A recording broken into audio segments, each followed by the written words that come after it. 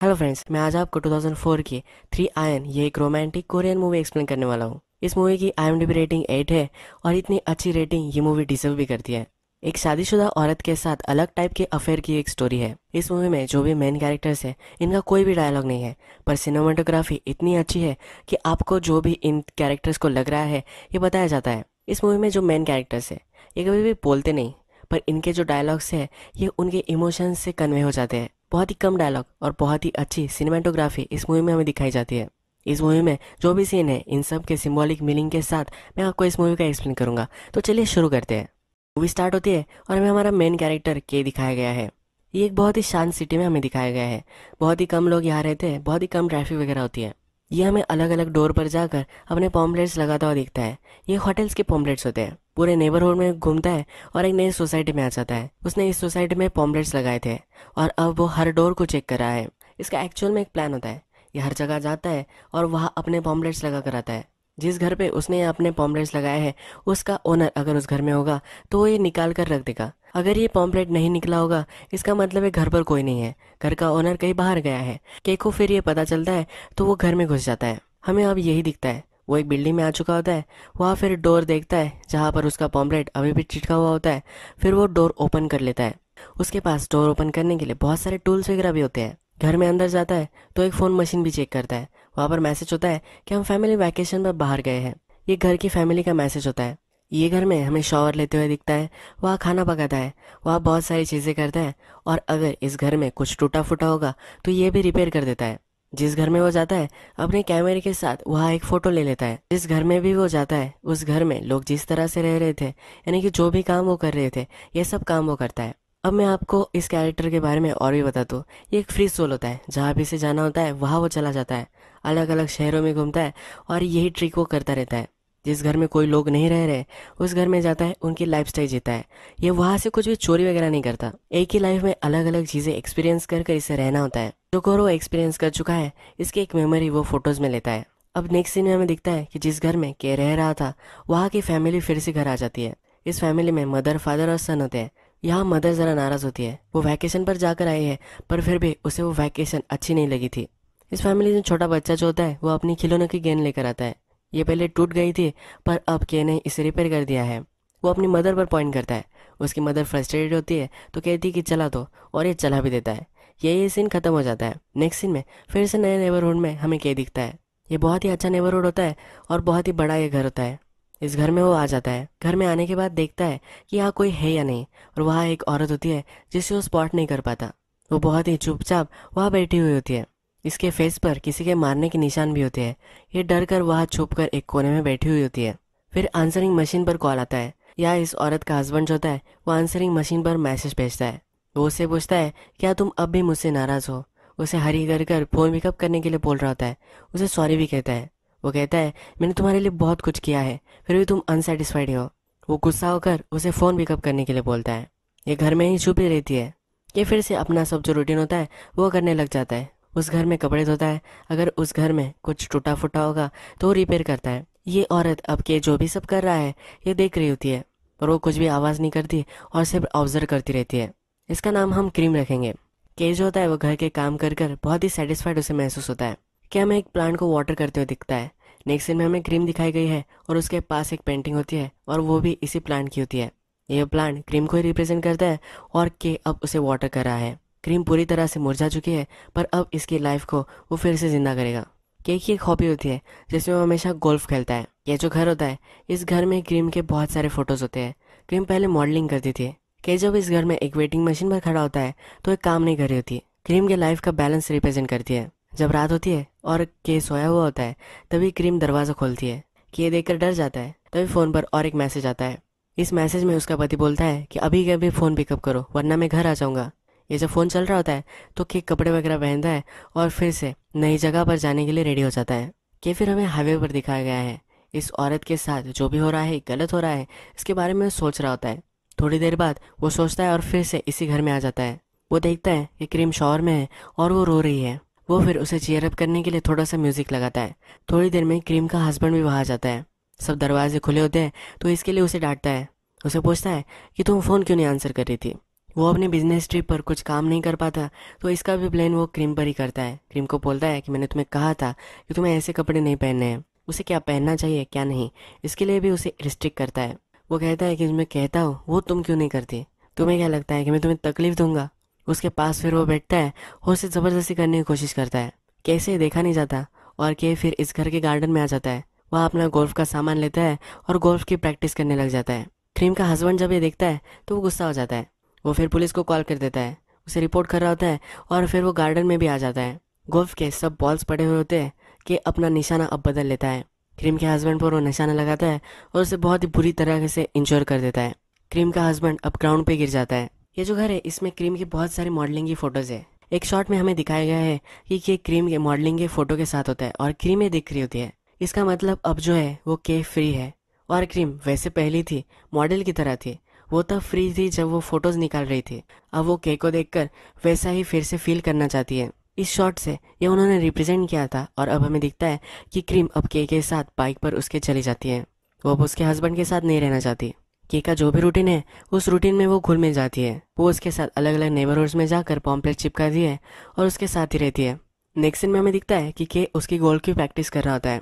वो एक गार्डन में खेल रहा होता है, पर वो बॉल कहीं जाए ना इसलिए उसने उस बॉल को बांध दिया होता है। ये जब वो खेल रहा होता है तब बॉल के सामने क्रीम आ जाती है।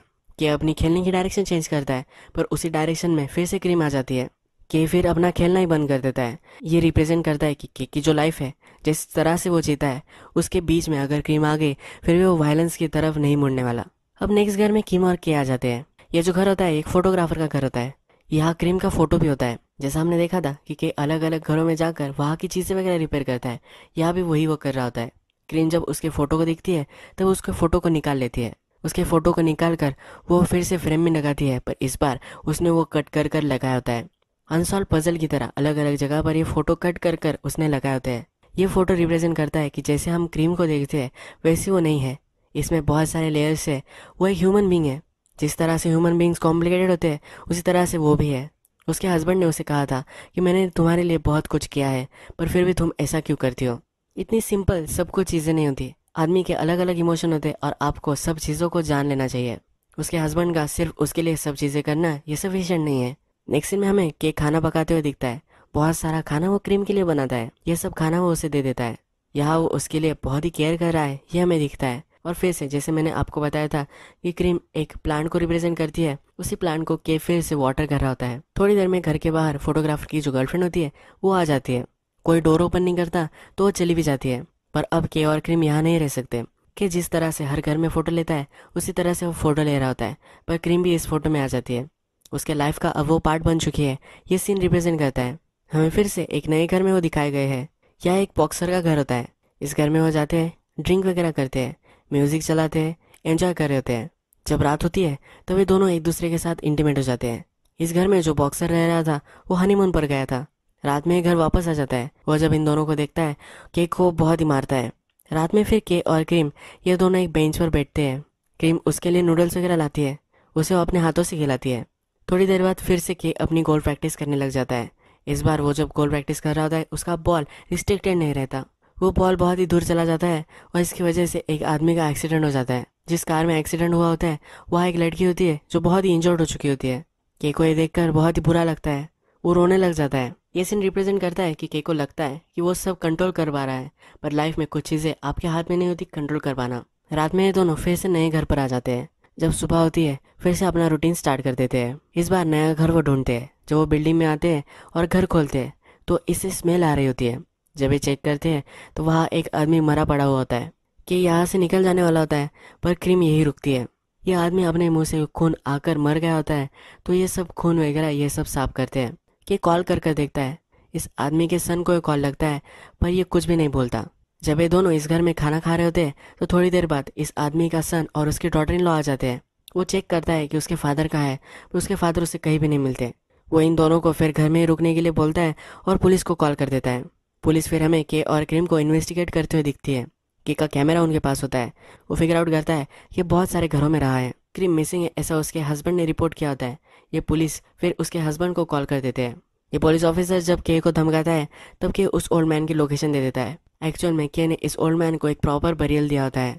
उसके घर के पास ही एक पेड़ के नीचे उसे गाड़ देता है। तो ये चेक करने के लिए जो आदमी जाता है वो ऑफिसर के पास आकर उसे कहता है इसे बहुत ही अच्छी तरीके से गाड़ा गया था। उस ओल्ड मैन का इसने इतना ख्याल किया था कि उसका एक्चुअल में सन हो। क्रीम का पति उसे अपने घर लेकर आता है। उसे कहता है कि मैं बहुत ही सॉरी हूँ, तुम जब चली गई थी तो मुझे सोचने में वक्त मिला था, मैं अब बदल चुका हूँ। तुम जब गई थी तुम्हारे पेरेंट्स को भी मैंने बहुत सारे पैसे भेजे हैं। वो उसे अश्योर करता है कि मैं आपसे अच्छे से रहूँगा, मैं तुम्हें कभी भी हर्ट नहीं करूँगा। क्रीम अभी भी उसे रिस्पॉन्स नहीं देती है। क्रीम का पति अब चिढ़ जाता है और डिटेक्टिव को कॉल करता है। इस डिटेक्टिव को वो पैसे दे देता है और के को एक सुनसान जगह वो लेकर आते हैं। के ने क्रीम के पति को गोल्फ बॉल से मारा था, अब यही उसका पति के साथ कर रहा है। थोड़ी देर बाद के को बचाने के लिए पुलिस ऑफिसर आ जाते हैं तो के उस पुलिस ऑफिसर पर ही झपक जाता है। अब हमें के डायरेक्टली प्रिजन में दिखाया गया है। उसके जो इनमेट्स होते हैं उनके सामने वो इमेजिनरी गोल्फ खेल रहा है ऐसा प्रिटेंड करता है। इसमें से एक इनमेट उसका इमेजिनरी गोल्फ बॉल है ये छीन लेता है। इसी वजह से इन दोनों में फाइट हो जाती है और सोलिटरी में के को रख दिया जाता है। जब के को चेक करने के लिए वहाँ गार्ड आता है तब के छुप जाता है। उसे वो प्रिटेंड कर रहा होता है कि वो वहाँ एग्जिस्ट नहीं करता। गार्ड को अंदर आना पड़ता है, उस पर चिढ़ गया होता है तो उसे बहुत मारता है। बाद में क्रीम का हस्बैंड उसके पास आ जाता है। वो कहता है मैं सोच रहा था। उससे पूछता है कि मैंने क्या गलत किया है। क्रीम कुछ भी बोल नहीं रही होती है। वो के साथ रह रही थी, इस पर भी वो नाराज होता है। उसे फिर वो स्लैप कर देता है। क्रीम भी इस पर रुकती नहीं और वो उसको भी मारती है। क्रीम की केयर करने वाला कोई नहीं था। के ने उसकी केयर की थी और अब उसे फिर से अच्छा लगने लगा है। वो अब उस पर अत्याचार नहीं होने दे रही, वो उसे मारती है। के फिर से उसने जो गार्ड को जला दिया था वही देता है। गार्ड अंदर आता है और उसे बहुत मारता है। नेक्स्ट दिन क्रीम घर पर होती है तो उसे जो भी कपड़े अच्छे लगते हैं वो पहनती है, बाहर जाती है और पहले जो एक घर में वो गई थी उस घर में वो पहुंच जाती है। वह इस घर में जो रहता है वो एक आदमी वहाँ है। वो अंदर आती है, उसे कुछ भी नहीं बोलती। वो कहता है कि क्या तुम्हें हेल्प कर सकता हूँ, पर वो डायरेक्टली उसके घर में चली जाती है, उसके बेड पर सो जाती है। इस आदमी की थोड़ी देर बाद वाइफ आती है तो उससे पूछते है कि ये कौन है। ये आदमी कहता है कि मुझे नहीं पता।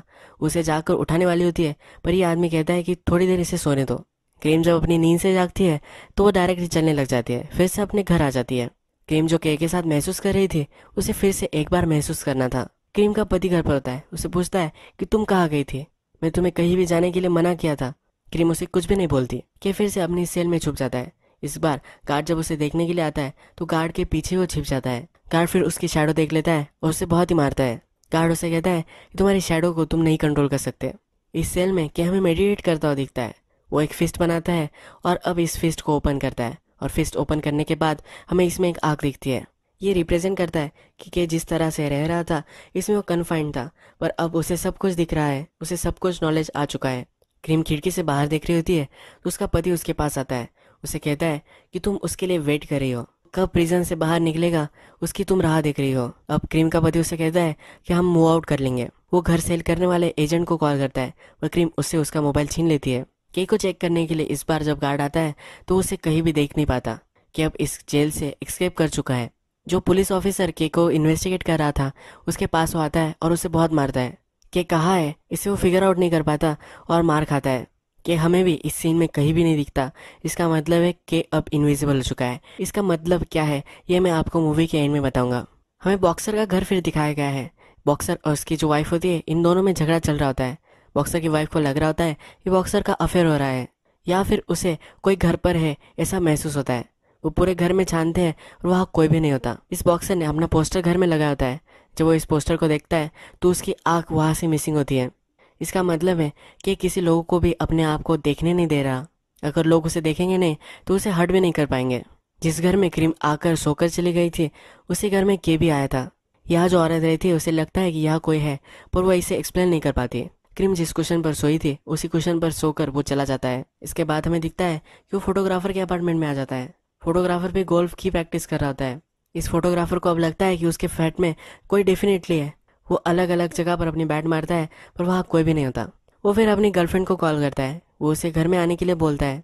वो जब घर पर आती है तो वे दोनों इंटीमेट होने की कोशिश करते हैं। तभी उन्हें लगता है कि इस घर में के है। हम देखते हैं कि क्रीम की जो फोटो थी वो सही से लग चुकी थी पर अब फिर से के उसे अलग अलग जगह पर लगा देता है। क्रीम जैसा उसकी फोटो को चाहती है उसी तरह से उसे एडजस्ट कर देता है। फोटोग्राफर और उसकी गर्लफ्रेंड जब देखती है तो वहाँ से फोटो मिसिंग होती है।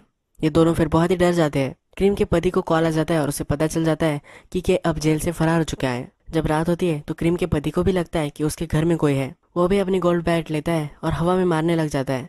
उसे वो कहीं भी नहीं मिलता। वो जब बेड में सोने के लिए आता है तो क्रीम से कहता है कि वो अब यहाँ आ सकता है। जब मिडनाइट होती है तब क्रीम उठती है और घर में केक को ढूंढने लग जाती है। वो जब एक मिरर के पास आती है तब उसे वहाँ केक दिखता है। उसका हस्बैंड भी उसके पास आ जाता है पर उसे केक कहीं भी नहीं दिखता। क्रीम को पता है कि केक को अब कोई भी देख नहीं पा रहा, तो अपने पति को वो फिर से आई लव यू कह देती है। उसका पति खुश हो जाता है और उसे हक करता है। उसके पति ने जब उसे हक किया होता है तो पीछे से केक और क्रीम दोनों किस कर रहे हैं ऐसा हमें दिखता है। इस फ्रेम का मतलब है कि इसी घर में अब ये तीनों रहने वाले हैं। केक को कोई देख नहीं पा रहा तो यह आसानी से वो रह सकते हैं। अगले दिन क्रीम बहुत सारा ब्रेकफास्ट बनाती है। उसका पति बहुत ही खुश हो जाता है। वो ज़्यादा ही मुस्कुरा रही होती है। उसका पति उसे कम मुस्कुराने के लिए और ब्रेकफास्ट करने के लिए बोलता है। उसका हस्बैंड फिर खुश होकर काम के लिए निकल जाता है। केक और क्रीम एक दोनों को किस करते हैं और इसके बाद एक ही वेट स्केल पर हमें दिखाए गए हैं। जैसा हमने मूवी के फर्स्ट में देखा था कि उसके घर में जो वेटिंग मशीन थी उसको वो रिपेयर कर रहा था।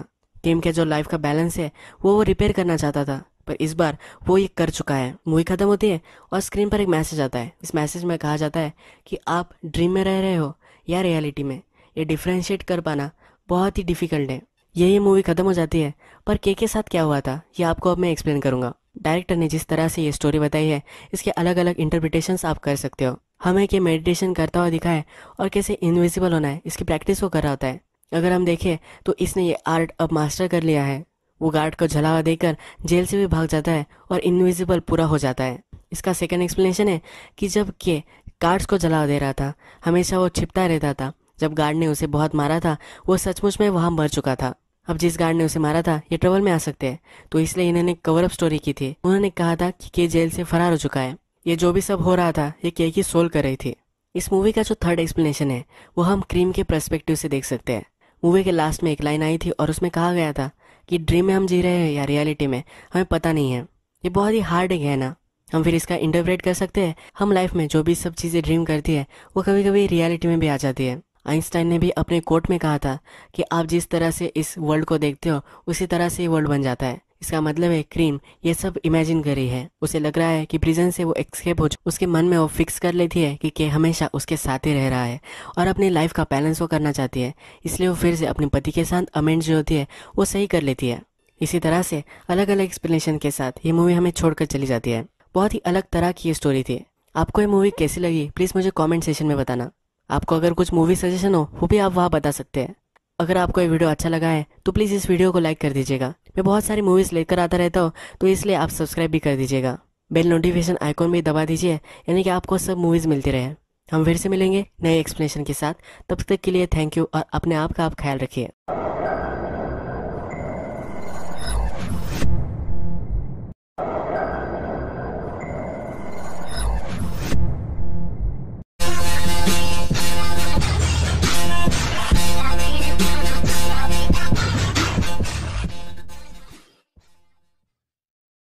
वो ज़्यादा ही मुस्कुरा रही होती है। उसका पति उसे कम मुस्कुराने के लिए और ब्रेकफास्ट करने के लिए बोलता है। उसका हस्बैंड फिर खुश होकर काम के लिए निकल जाता है। के और क्रीम एक दोनों को किस करते हैं और इसके बाद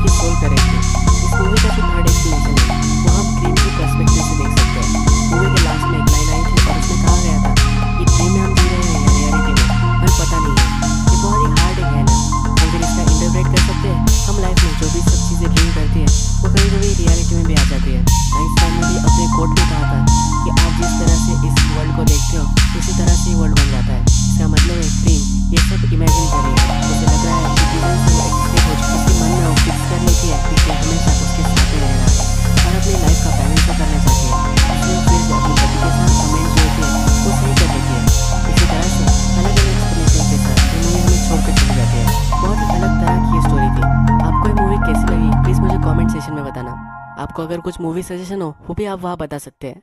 अगर आपको ये वीडियो अच्छा लगा है तो प्लीज़ इस वीडियो को लाइक कर दीजिएगा। मैं बहुत सारी मूवीज़ लेकर आता रहता हूँ, तो इसलिए आप सब्सक्राइब भी कर दीजिएगा। बेल नोटिफिकेशन आइकॉन भी दबा दीजिए, यानी कि आपको सब मूवीज़ मिलती रहे। हम फिर से मिलेंगे नए एक्सप्लेनेशन के साथ। तब तक के लिए थैंक यू और अपने आप का आप ख्याल रखिए।